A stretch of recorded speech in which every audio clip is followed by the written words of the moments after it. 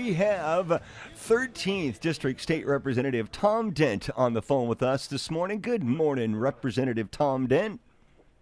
Well, good morning, gentlemen. Good morning. Good to hear from you. Good to hear your voices today. Yeah. Tom Dent has been a Columbia Basin resident for nearly 60 years. Became a professional pilot in 1976. Soon after, founded Tom Dent Aviation. Offered aerial application, pilot service, and flight instruction for Area Ag. Tom also owns the Flying T Ranch, where he lives 7 miles northeast of Moses Lake, which raises buffalo and produces and sells hay.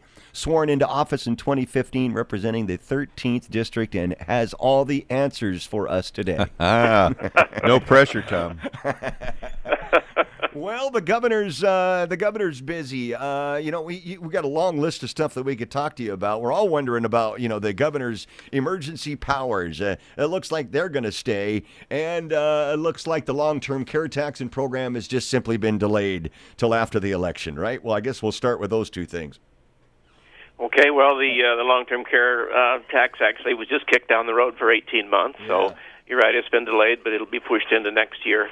So hopefully we can get some folks together and we can make something that really works for the folks and gives you an opportunity, as a citizen, to help you with some long-term care as you age. And but that's yet to be seen. As far as the governor's emergency powers, we do have another bill this year. Actually, Representative Corey from down there in the 14th District has run a pretty good bill this year, and hopefully but I don't know that we're going to get a hearing. It's really a struggle to move this stuff along. And, last year I had a bill, and there were 6 or 7 others to just limit the emergency powers, at least limit them to the point that if we're out of session and the governor needs to declare an emergency to handle some things, that's understandable. But then he could call the legislature back into session, and then we could do it as a unit, as a body, and include everybody that's elected in the state. But for some reason, the governor just doesn't want to do that. So are we going to move anything forward this year? It doesn't look real promising, but we haven't given up because we just think that we're not representing the people as well as we should when we can't be part of the conversation. So that's where we're at. I don't have an answer. I don't have all the answers on that, and I wish I did.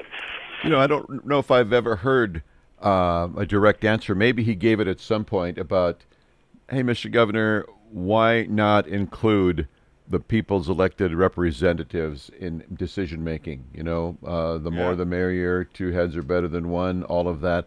Why do you not choose to bring the legislature in and use their expertise and capabilities? Has he ever been forced to answer that question, Lance, that you know? No. Tom, do you know if he's ever been had that put to him? I do not know. I mean, and the reality of it is we don't have access. He won't meet with us. He won't talk with us. Amazing. And I'm sure he's been asked the question, but I don't know what the answer was.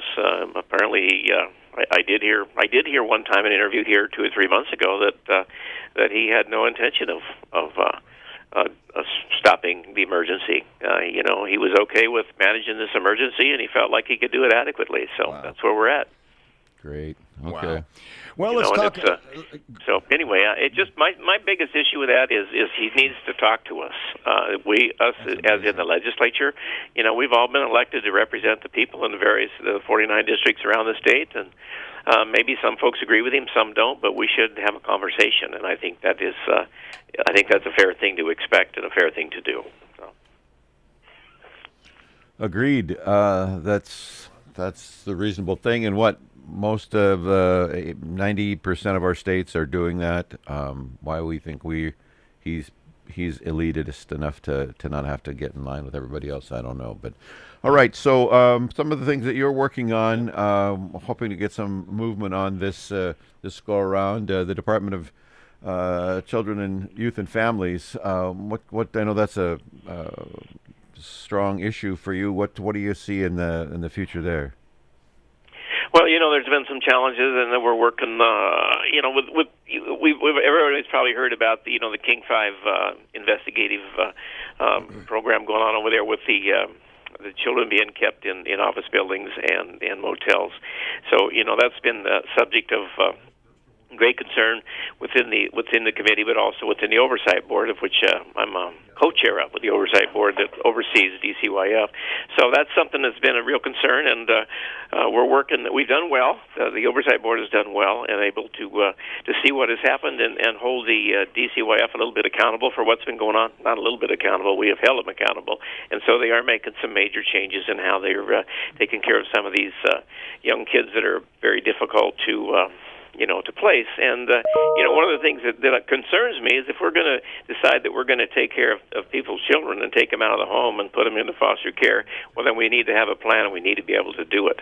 And if this is the best we can do, maybe they should have been left at home. Maybe where they're at wasn't so bad. But to keep them in motel rooms or in office doesn't work. So we're working on that. We have and the other thing Representative, is, one other thing I really hear from foster parents and from foster children is nobody listens to us. The department doesn't listen to us. And I think that's important because the foster parents probably know more about, not probably, they do know more about those children than any caseworker does. Certainly. And they should be listening to these folks. So I do have a bill to improve the communication between the caregivers and the foster parents and the foster children with the department and the caseworkers to create basically a communication liaison, so to speak, within the department so we can develop some communication programs so folks can start to listen. Because, I truly believe that if we can communicate, no matter what the subject, what the area is, if we can communicate with each other, we can solve about all the problems we as human beings have.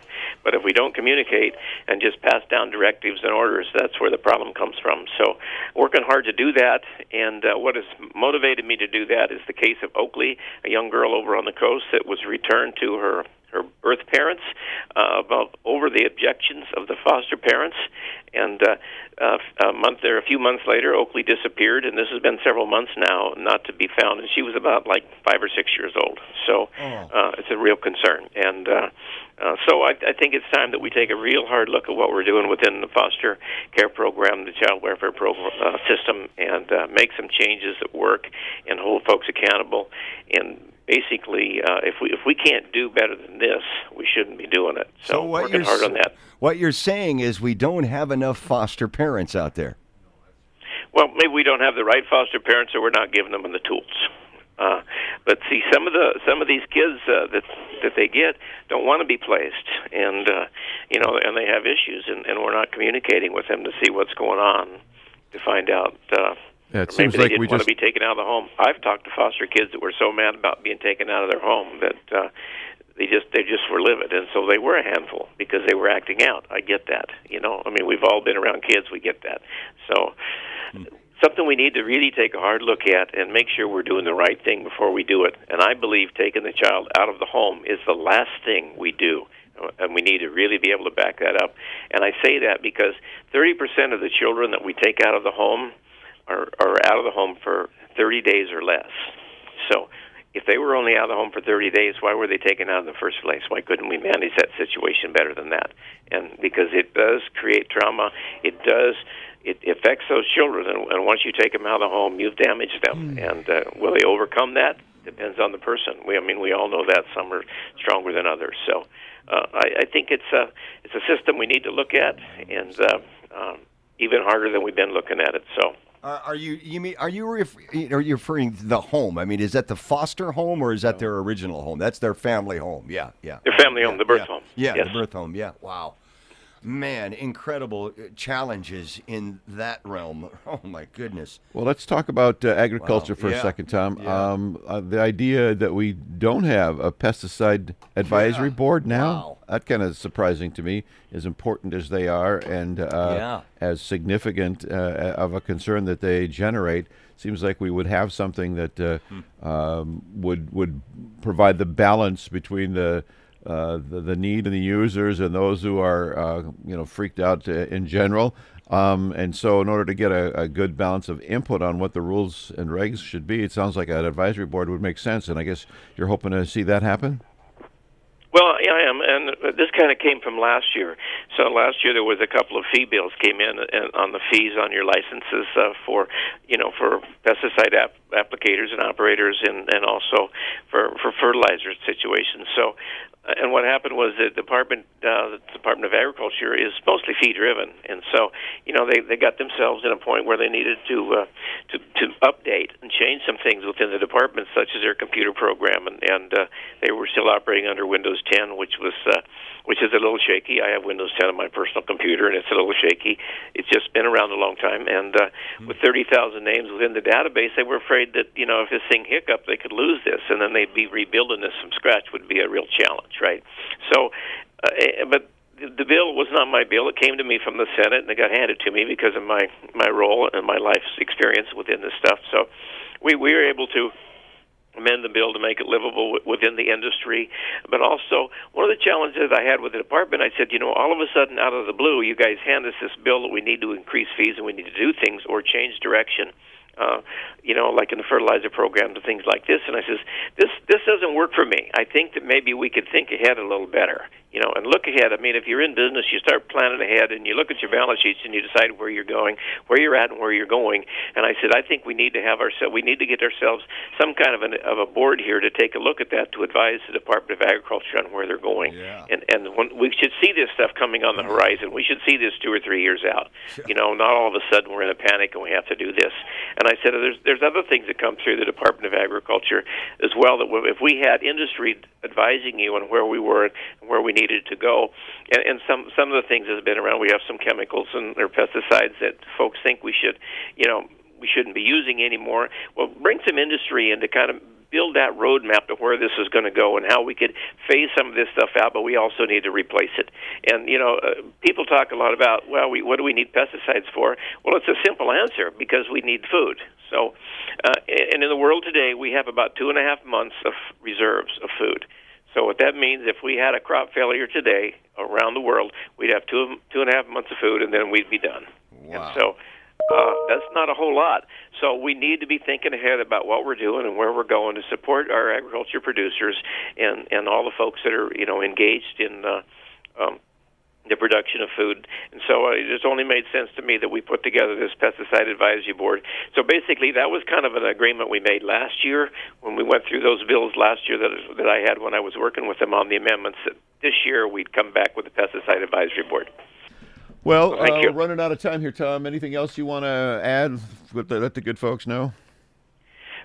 I'd just like you to engage with the folks that represent you, and if you have issues or concerns, please give us a call and explain them, ask us questions, explain what your concerns are, and quite often, many of these bills and things that come across our desk, we just, sometimes they're not exactly what they sound like, and we can help you with that. Or if you have any issues that we can help you with, please let us know. And it's truly an honor to serve in the state legislature, and, I'm grateful that I have the opportunity to do that, and I want to serve the people. So